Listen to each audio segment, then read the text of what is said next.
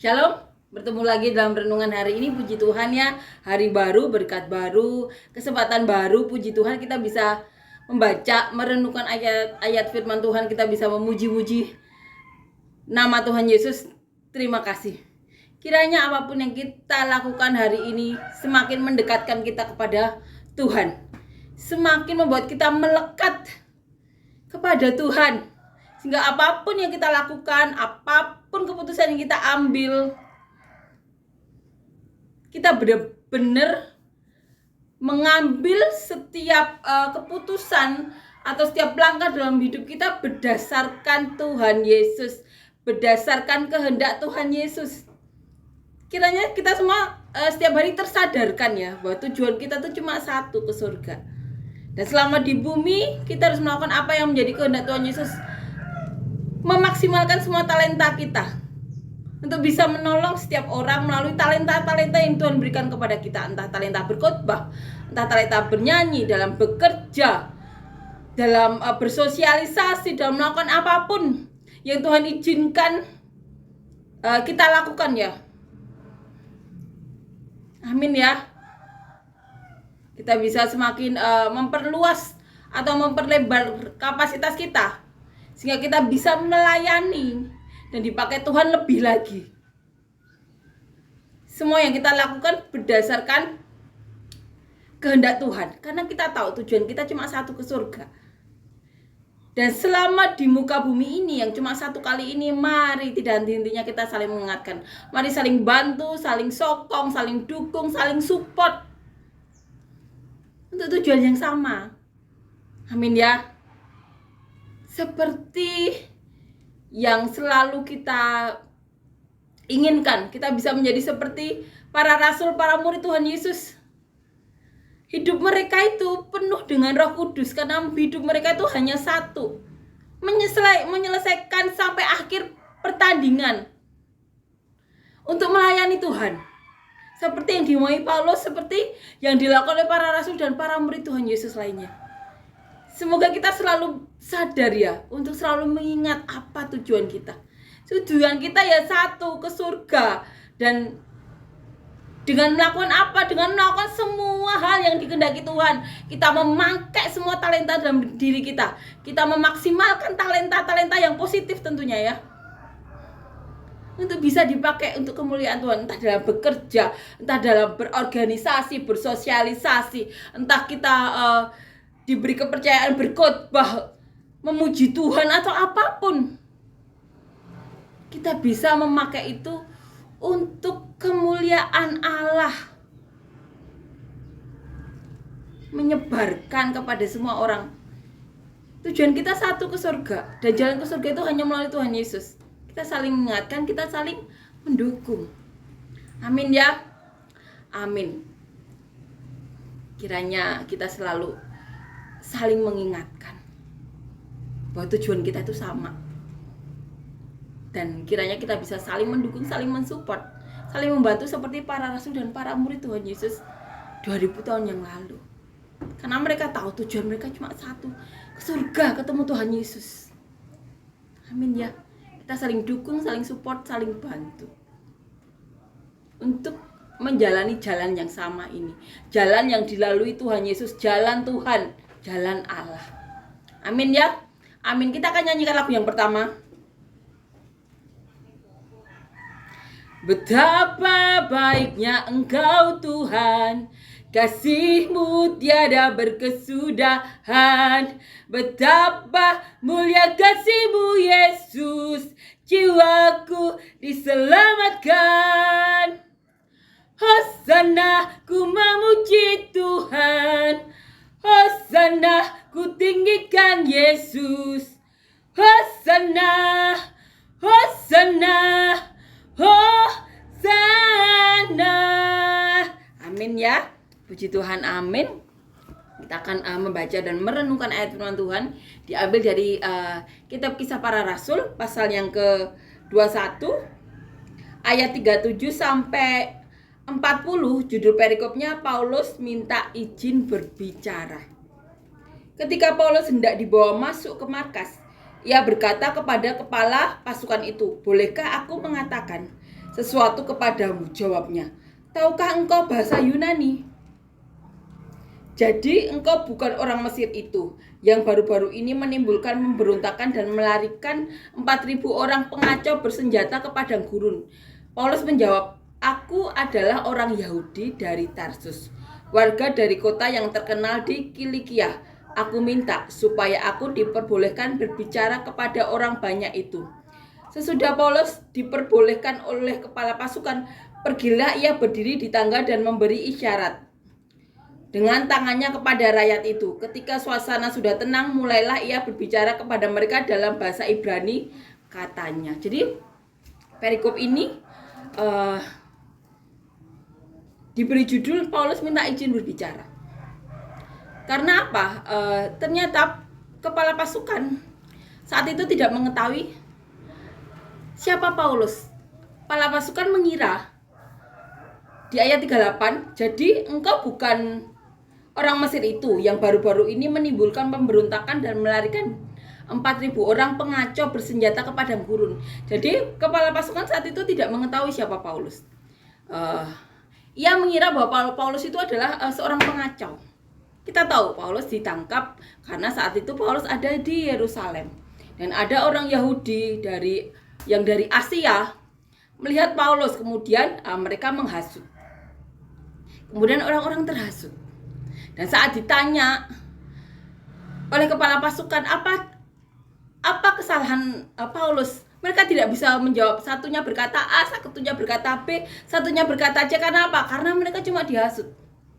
Dan kita tahu sebetulnya Paulus itu sudah dikasih tahu ada seorang nabi yang bernama Agabus. Dikatakan di Kisah Para Rasul pasal yang ke-21 ya, ayat 10. Datang dari Yudea seorang nabi yang bernama Agabus. Bagaimana Agabus sudah menemui Paulus, kemudian mengambil ikat pinggang dan memperagakan apa yang dikatakan Roh Kudus, bahwa Paulus itu akan diikat oleh orang-orang Yahudi di Yerusalem dan diserahkan ke dalam tangan bangsa-bangsa lain. Dikatakan di ayat yang ke-11. Paulus sudah tahu, bahkan seorang nabi datang dari Yudea untuk memperingatkan atau memperkatakan apa yang didengar dari Roh Kudus yang bernama Agabus. Tapi Paulus juga sudah tahu karena Roh Kudus mengatakan kepada Paulus saat Paulus dari kota ke kota ya, saat menyebarkan Injil, Roh Kudus juga sudah memberitahu Paulus. Nah, di Yerusalem ini Paulus ditangkap. Dan saat dipukuli, kepala pasukan mendengar bahwa Yerusalem gempar. Kemudian datanglah kepala pasukan ini bersama pasukannya. Kemudian mengambil Paulus, diikat dia tangannya dengan rantai. Kemudian bertanya kepada rakyat saat itu apa kesalahannya. Dan rakyat menjawab A, B, C. Akhirnya Paulus dibawa untuk ditanyai.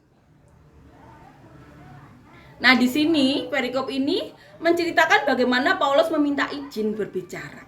Kita akan renungkan ya dari ayat di awal di perikop ini, dikatakan di ayat 37. Ketika Paulus hendak dibawa masuk ke markas, ia berkata kepada kepala pasukan itu, bolehkah aku mengatakan sesuatu kepadamu?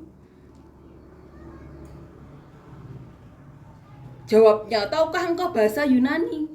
Jadi karena kepala pasukan tidak mendapat jawaban dari rakyat ya untuk mengetahui apa kesalahan Paulus saat itu, kepala pasukan membawa Paulus ke markas dia. Kemudian saat itu Paulus meminta izin dan kepala pasukan ini bertanya, tahukah engkau bahasa Yunani?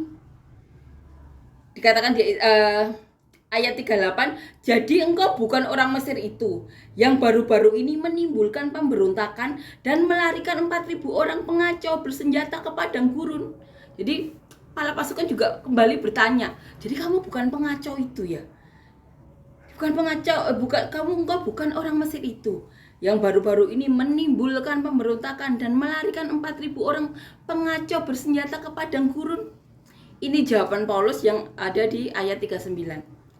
Aku adalah orang Yahudi dari Tarsus, warga dari kota yang terkenal di Kilikia. Aku minta supaya aku diperbolehkan berbicara kepada orang banyak itu. Jadi ini perkataan Paulus. Paulus memperkenalkan diri bahwa Paulus orang Yahudi dari Tarsus, orang yang terkenal di Kilikia. Dan kemudian Paulus meminta izin. Ditulis di ayat 40, sesudah Paulus diperbolehkan oleh kepala pasukan, pergilah ia berdiri di tangga dan memberi isyarat dengan tangannya kepada rakyat itu. Ketika suasana sudah tenang, mulailah ia berbicara kepada mereka dalam bahasa Ibrani, katanya. Perikop ini menceritakan bagaimana Paulus meminta izin. Ini yang dialami Paulus saat memberitakan Injil 2000 tahun yang lalu. Saat menjalani pertandingan yang dikatakan Paulus sampai akhir dalam melayani Tuhan. Kiranya kita bisa menjadi seperti yang Paulus lakukan ya. Kita tahu tujuan kita. Kita lakukan apa yang menjadi kehendak Tuhan. Dan Roh Kudus bekerja dalam diri kita. Kita saling dukung, saling support, saling bantu. Seperti yang dilakukan Paulus dan murid-murid dan saudara-saudara dalam Tuhan Yesus saat itu. Saling mendukung, saling mensupport, saling membantu. Amin ya. Jadilah apa yang menjadi kehendak Tuhan dalam diri kita, dalam diri kita semua. Jadilah apa yang diperkenankan Tuhan di dalam hidup kita semua. Biarlah nama Tuhan dipermuliakan dalam hidup kita semua. Dan biarlah kita selalu disadarkan tujuan kita yang sama, yaitu satu, ke surga bertemu Tuhan Yesus. Tidak ada tujuan lain. Mari saling bantu, saling support, saling dukung, saling mendoakan, saling bertumbuh bersama di dalam Tuhan Yesus. Amin ya. Amin. Kita akan nyanyikan lagu yang kedua.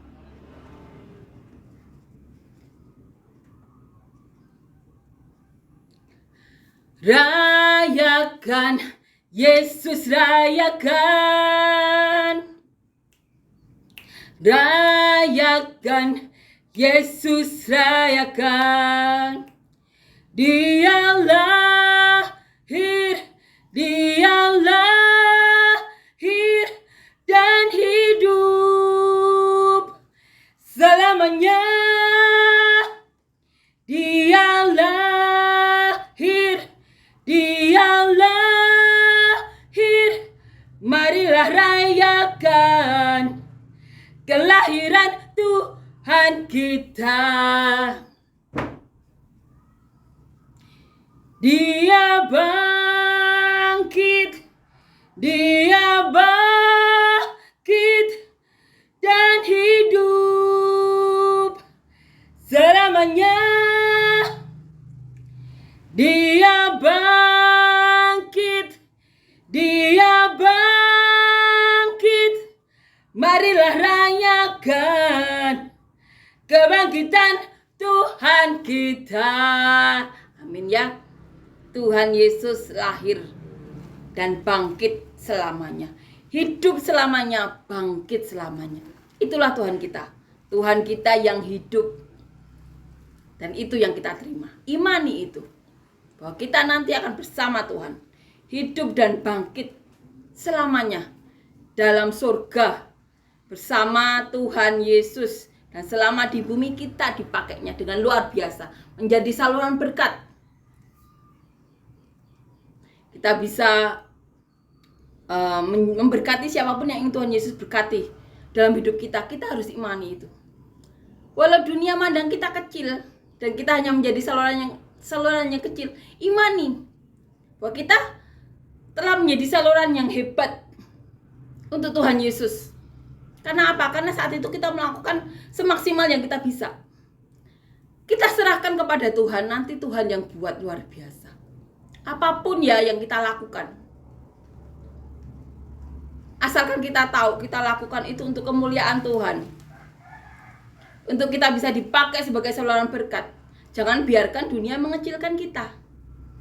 Karena Di dalam tubuh Kristus itu bagian yang sekecil apapun, kuku aja yang kecil ini, semua berfungsi. Jangan biarkan diri kita diadu domba. Jangan biarkan apapun penilaian kita memecah belah kita. Bagian yang terkecil dalam tubuh kita apabila tidak ada, juga kita akan kehilangan. Dan kita tidak bisa merasakan fungsinya kan. Kalau kuku kita tidak ada, daging kita dalam sini tidak bisa terlindungi. Amin ya. Mari kita saling dukung, saling bantu, saling support ya. Amin. Dalam nama Tuhan Yesus, terima kasih Tuhan untuk semua kebaikan-Mu. Terima kasih. Terima kasih Yesus untuk semua anugerah-Mu dalam hidup kami. Terima kasih Yesus, Kau hidup, Kau bangkit, Kau Tuhan Yesus kami, penyelamat kami Tuhan. Pemilik dunia ini telah datang 2000 tahun yang lalu untuk menyelamatkan kami. Dan saat ini Kau duduk di sebelah kanan Allah Bapa. Terima kasih Yesus. Terima kasih. Seperti yang Kau janjikan kepada para murid, para rasul-Mu, bahwa mereka akan bertemu Kau dan Kau menyediakan rumah bagi mereka. Demikian juga kami iman itu Tuhan. Bersama-Mu nanti Tuhan, kami di surga bersama-Mu. Terima kasih Yesus, terima kasih. Dan kami berdoa untuk siapapun yang saat ini sakit, membutuhkan kesembuhan, Kau berikan kesembuhan. Apapun di dalam diri mereka yang bukan daripada-Mu Tuhan, kami cabut Tuhan dalam nama Tuhan Yesus. Dan siapapun yang butuh pekerjaan, Kau berikan pekerjaan yang benar-benar daripada-Mu, pekerjaan yang dapat memberkati mereka, keluarga mereka dan orang-orang sekitar mereka. Siapapun yang membutuhkan jodoh Tuhan, berikan kami semua jodoh yang benar-benar daripada-Mu, jodoh yang takut akan Engkau, jodoh yang dapat membawa kami dan keluarga kami lebih dekat lagi kepada-Mu, jodoh yang bisa menjadi saluran berkat bersama kami Tuhan, sama di muka bumi ini. Dan siapapun yang membutuhkan jalan keluar, membutuhkan penyelesaian masalah dalam hidup mereka, berikan terobosan, berikan hal-hal yang baik, berikan mujizat-Mu Tuhan, solusi-solusi yang benar-benar daripada-Mu. Dan biarlah kami semuanya menjadi saluran berkat-Mu untuk memberkati siapapun yang ingin Kau berkati kepada Kau berkati melalui kami Tuhan. Dan biarlah Tuhan, selama kami hidup di dunia ini Tuhan, Kau berikan kami hati yang takut akan Kau. Kau berikan kami hati yang benar-benar mau melayani-Mu Tuhan. Kau berikan kami hati yang tahu Tuhan, bahwa hidup kami Tuhan adalah satu, melakukan apa yang menjadi kehendak-Mu untuk bertemu Kau nantinya. Dan biarlah nama-Mu yang dipermuliakan hidup kami Tuhan.